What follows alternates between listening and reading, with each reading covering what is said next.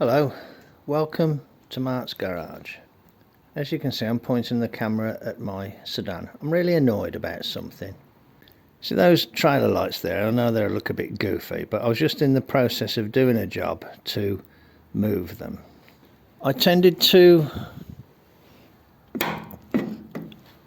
have them both down there, and I decided that I would like to mount them just inside there.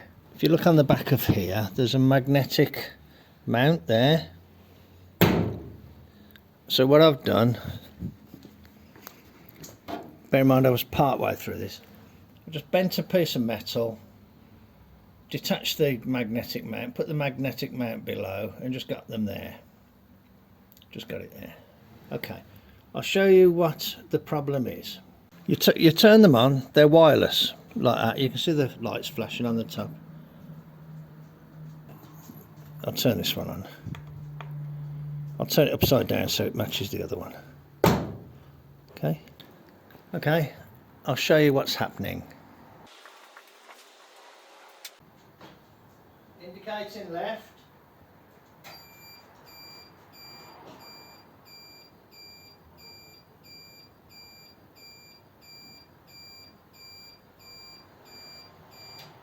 Indicating right.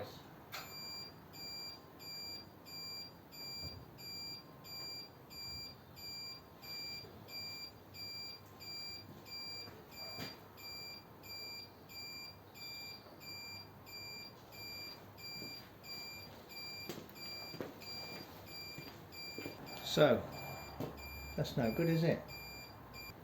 I spoke to the people that I bought them off, and because they're more than a year old, they can't stand by any warranty on them.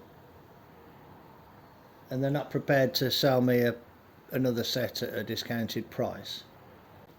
They were £40. The replacements would cost £40. I like the idea of the extra lights, and I like the idea of them being magnetic and whatever, just mounted in there. But I think I've actually just bought some lights that look similar but aren't wireless. And what I'll do, I'll just run wires through the car to the lights and mount them in that position there, like that, so that I think they blend in a little bit better like that. It's just annoying, isn't it? Because I was really pleased with those. I thought they were great. I didn't even know they existed, but I'm disappointed now. So I paid £40 for those, and I've been caught out by the complexity of the wireless setup.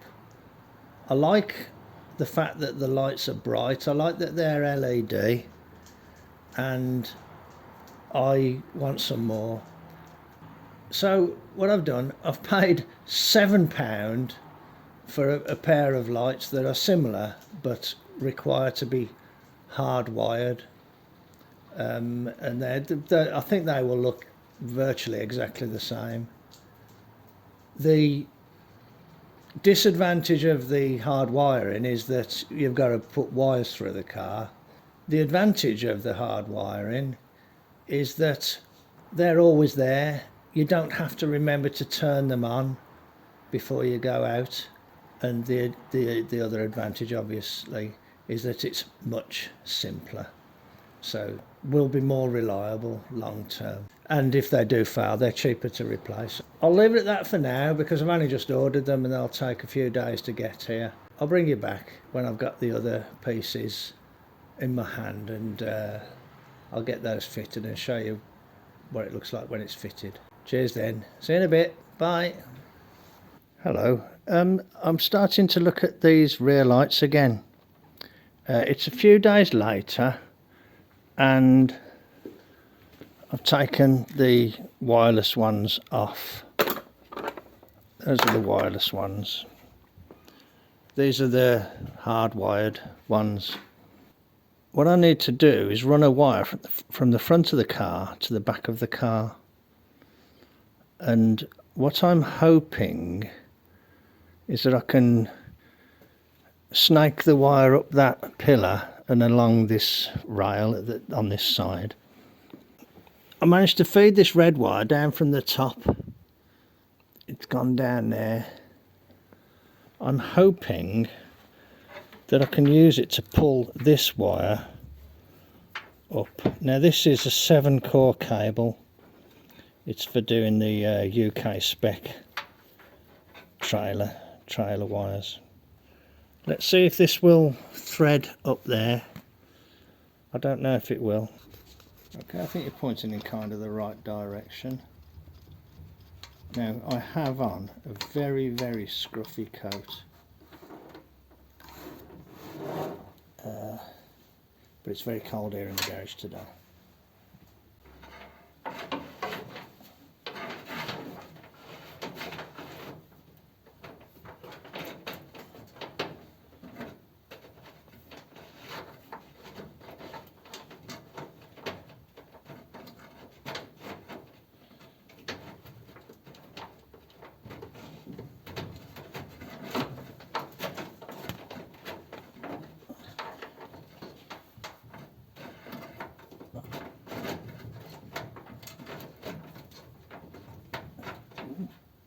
I can see tape there, so that's good.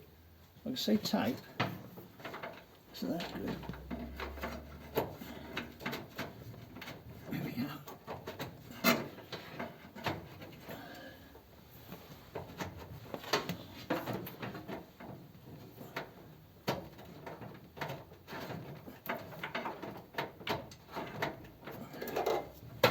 Okay, well I've got it through. Got a long way to come yet, but hey. So anyway, it shows you that this thing worked. I think it's rather tight in there.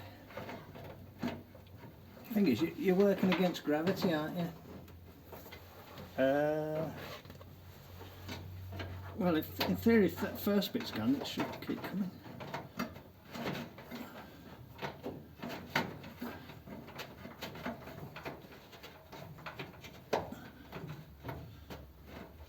Okay, well you get the idea anyway. I'm going to continue to work on this. You don't need to see me pull it all the way through, and I'll bring you back when there's more to show. Look at the back of the Sedan. I'm doing some wiring. This is the feed coming from the front of the car. It's got 7 cores and they're all colour coded. These are all colour coded but completely different. This one here actually is the brake light feed, and I need that to go to both sides. So I've had to break into the harness here to get a feed out for this side, and then the harness will continue over to that side. The green wire is the right hand flasher, so I've broke into that and just brought it out there. Likewise, the brown wire is the right hand tail lamp, so that one's brought out there. I made a mistake. I thought this one was the flasher, but it isn't. This is the fog light, so that will be taped up in the loom when I'm finished. I had this taped up, but I had to break in because I had to get that green wire out, so I'd got the blue wire out instead of the green. So here, the blue won't be used, the green won't be used, and the brown won't be used because they're just dead wires from here. Blue, green and brown there. That blue, green and brown will just be snipped back there. So that just leaves me with the ground, which is that one, the earth. That's the tail light for the left hand side. That's the brake light. And that's the flasher. I'm using these small connectors because it's just LEDs. They don't take hardly any power at all. So I'm just using these little small connectors. This little kit's pretty good actually. These are the small connectors. There's a male and a female, and then there's a medium size and a standard size there. But they come with these insulators, like a small insulator and a large insulator. But what I've actually been experimenting with is putting the large insulator on the male and the small insulator on the female, and they seem to go together okay. I've done the one side, kind of roughed in, and just need to repeat the operation on this side. This one on these lights is for a license plate light, which I'm not using, so I won't bother connecting that. Okay, right, let's get it done. Okay, it's 10 minutes later, and I've made these connections here. So that's all connected. That doesn't need connecting, that doesn't need connecting. That's for a fog light, which I haven't got, so that's not to be connected. So these are all connected. These need doing up. So I'll just go and test it now. Rear lights. There, rear lights.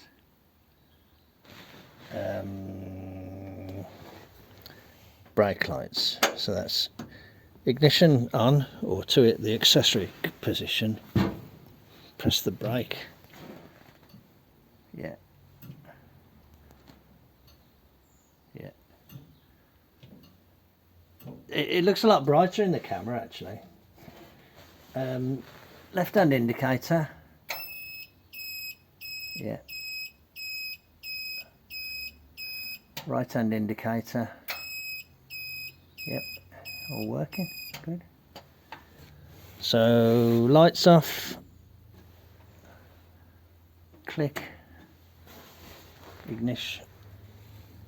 Ignition off. Everything's off. Okay. I might just tape it down to there and tape this to there just to leave those exposed, and then bring these out like this. Yeah, so I'll just tape it up and make sure everything's okay, and then I'll put them in position. Okay, I'm going to route the cable through the car a little bit better. I might need to disconnect and reconnect, but I'll get them positioned how I want them. So I've put the lights up there. They're wired in now. I've kind of had a stab at just feeding the wires along. I need to get in there and straighten things up and trim off the cable ties. I'm hoping that they're okay like that. So I'll just test them. Let's put the camera on the tripod. It's a bit cold today. I've got my hoodie on and a warm coat. I don't normally wear a hood when I'm filming because I think it looks a bit, I don't know, it just doesn't look very good, but you'll have to put up with it. It's cold today.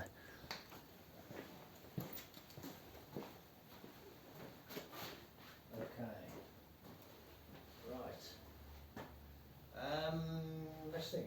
Rear lights. Yeah, I can see those from the inside. Brake lights.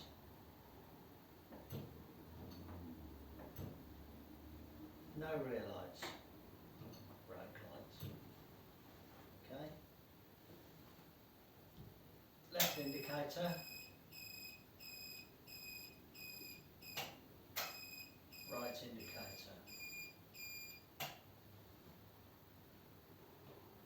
Brake lights. Left indicator.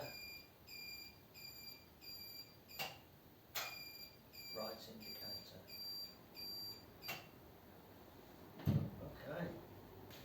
Okay. I think they look better there than they did down below on the back. I'm not sure if I can move them out of the way. I'll just have a look. Hang on.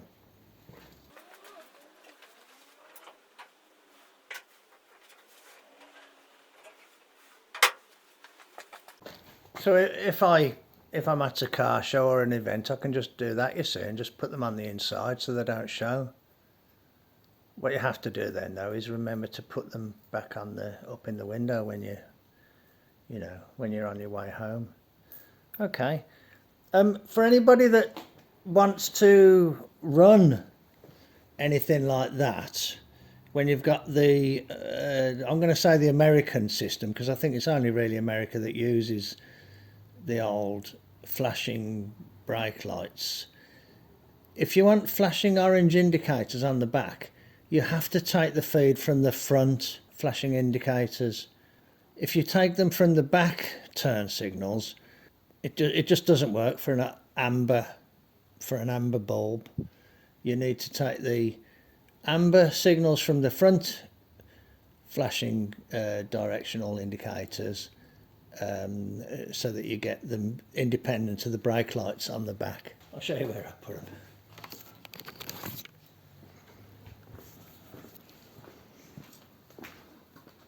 There, I've just undid them and turned them round and put them like that. So I think that's okay actually.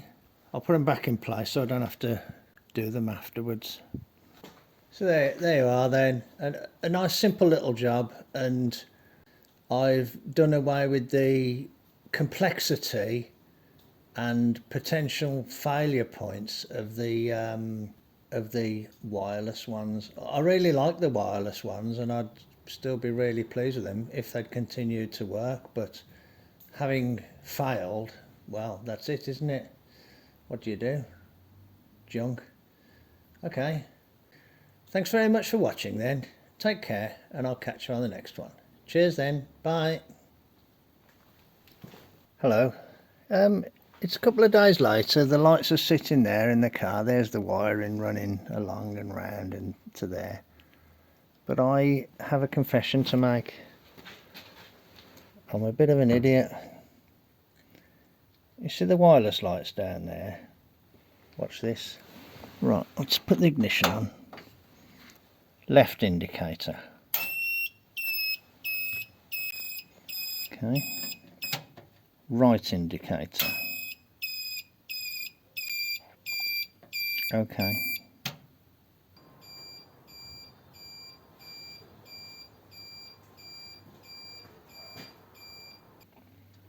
So what does that mean? They work, don't they?